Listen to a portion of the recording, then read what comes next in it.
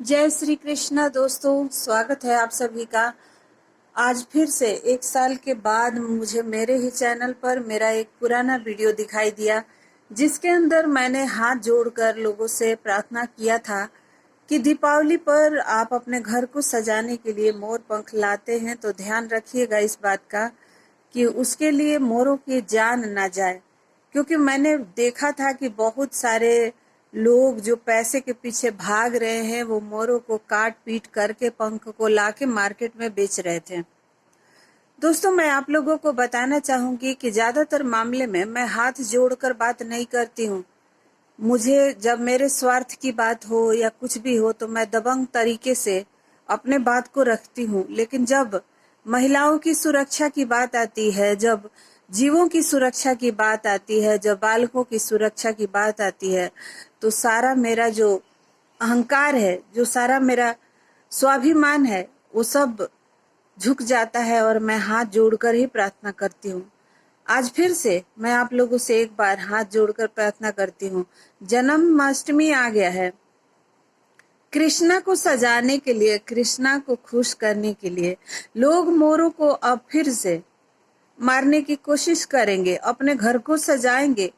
मैं एक कल वीडियो देख रही थी जहां पर मिलियन मिलियन में व्यूज आता है। एक महिला है जो ब्लॉग बनाती हैं, उनके घर में मैंने देखा कि इतना सारा ही मोर पंख था। अब आप सोचेंगे कि मैं आप लोगों को ज्ञान दे रही हूँ, मेरे पास खुद है। तो दोस्तों, मैं जंगलों के पास मेरा घर है और वहां जंगलों से उठाकर हम लोग लाते हैं, जो मोर पंख छोड़ देते हैं वो वाला।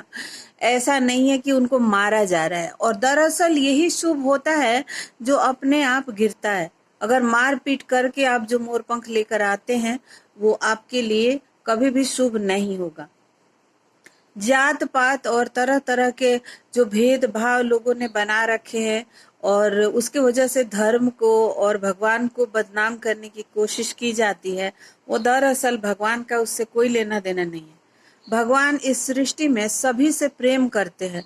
अगर उनको जात पात और इस तरह की चीजों का भेदभाव होता तो तरह तरह के जो उन्होंने अवतार धारण किए हैं, यहाँ तक कि सुअर अवतार भी धारण किया है जब पृथ्वी मैया को बचाना था।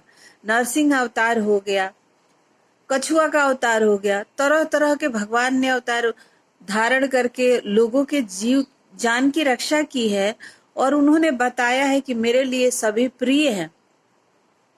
लेकिन हम ब्राह्मण राजपूत ऊंच नीच ऐसा करते रहते हैं और भगवानों के बीच में मतभेद करते हैं, भगवानों के बीच में बंटवारा करते हैं, जातियों के बीच में, इंसानों के बीच में, जीव जंतुओं के बीच में।